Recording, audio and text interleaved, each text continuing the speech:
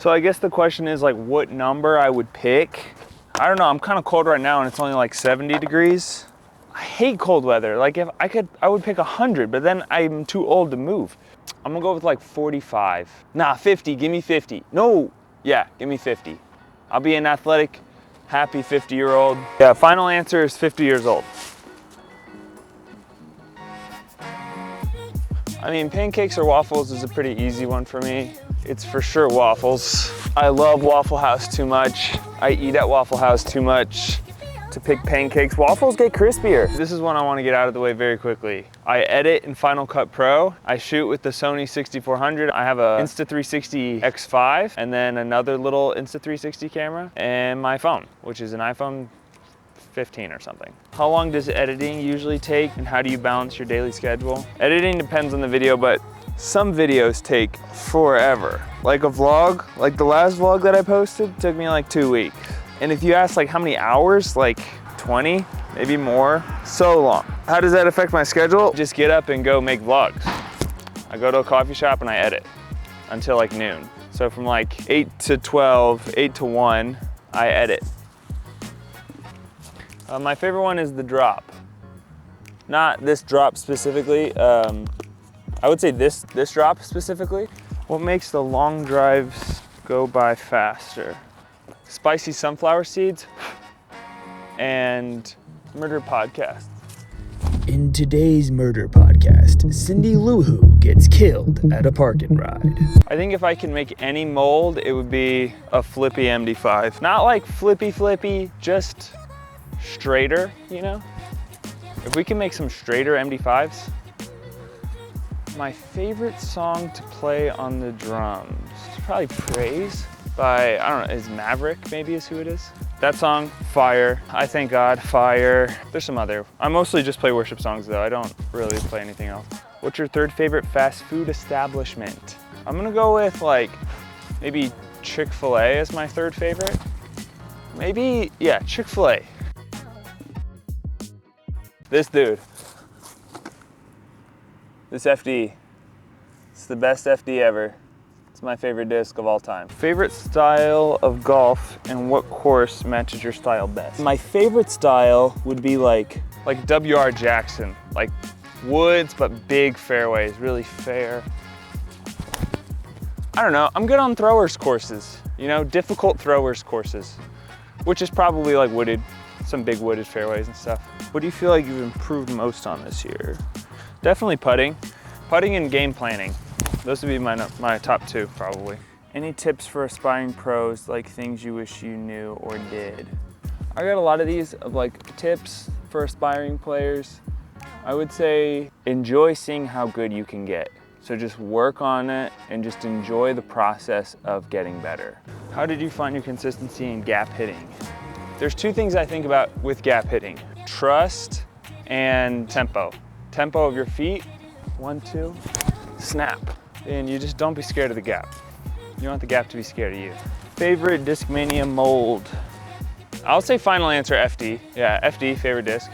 Favorite Discmania mold. How did you develop your form? Dude, I was just a kid and I just ripped. This is how I used to throw. I put a lot of swoop in that sucker. The way I stopped swooping was, took like 2 months of not throwing during COVID, and then I came back and only threw mids and putters for another 2 months. And then everything was leveled out from there. I like how we're rapid firing them right now. Dream collab is for sure Nike. Me and Nike?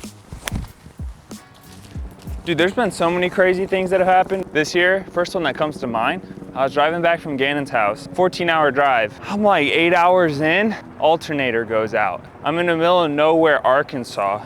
Pull over, end up getting my car towed to the only place that can see me for the next like 3 days. I get there, they're all disc golfers. They know who I am. One of them had bought one of my old discs from my brother off of Facebook. They took me to a hotel, brought me back the next morning, my alternator was done, finished out the road trip. Like how is that possible? What are the odds? If it's my drive, like my backhand, I just let it breathe. I don't do anything. Take a break, come back, fix, no problem.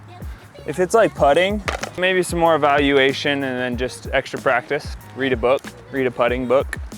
I don't know if good. I think it's okay. The part that I don't really like is I don't like the events that are the playoff events. They mean more, but some of them have a less professional feel. That's my take. Hopefully I don't get roasted for that. One thing I don't like about it as well is cash. Because there's less people invited to the events, you have to be in the top 35 to cash. I think if we've earned a spot in the playoffs and it actually means something, then like more should cash. Like you should be rewarded for being there instead of like, congrats, you made it to the playoff, try to make some money, it's much harder now. And if you don't do that, then just let everybody play. I mean, I think it could look like a lot of things for me. I either want to be productive or resting. So that could be having a Sabbath and not doing anything, or it could be getting a bunch of stuff done, field work, editing, running, putting, all that stuff. So it varies, but I either want to have like a productive day where stuff gets done, or I want to have a rest day where I kind of can rejuvenate. How do you integrate your faith with disc golf? Practical things. My faith or my relationship with God is like a core element of my life and who I am. I don't think I like try to integrate that into disc golf. I think everything kind of orbits around that. So like disc golf gets integrated into faith more than the other way around, which looks like letting the Lord teach me through my experiences that I have in disc golf, finding my identity in Him and not how I play, being a witness to people around me, to God's goodness, you know, things like that. That's what I would say, if that makes sense. I don't know if that makes sense, but. Best and worst part about being a touring pro. I mean, one of the best parts is like you're with your friends all the time and y'all are all competing and trying to succeed. So like you can root for your boys and like you're hanging out with them all the time and it's the best. And you know, fame and fortune. But then the worst part is if you're bad at your job that week, you don't get paid. And you could still be on salary and stuff like that, but like the weight of like do good at your job or no money is very taxing mentally and financially for some people. And like when you're playing well, it's the best. And when you are playing bad and you're miles and miles and miles away from your family, it is the worst. But it's still the best. How do you hone in the snap? Anything you do, particularly warm up? Snap is not like important at all. I get a lot of questions about it. I don't hone it in at all. It's kind of just the combination of me gripping it pretty tight and having some like good, you know, lag. That one didn't even have snap, you know?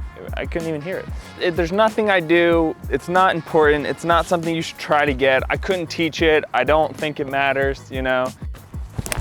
What thing made me love the sport the most? I think there's a lot of things that made me love the sport. Just throwing a disc is so fun to me. I feel like having something that you can constantly improve at is so fun to me. I would think the number one thing that made me love the sport the most, the way that disc golf teaches you about yourself a lot, and this might sound real cheesy. Disc golf has more consequences in my life now than it did before because it's my job, but it's still not like real life necessarily. Like there's still bigger problems. And so it teaches you about yourself on this level that you can improve that's not like as big of a deal, you know what I mean? It helps me grow, I guess is my number one thing. You know, why are you a grown man wanting to cry about a disc golf round right now? And it helps you to understand yourself and it helps you to grow as a person because I think being a mature person helps you be a better disc golfer. So that's my number one thing about it that I love. All right, gang, that's it. Thank you for watching.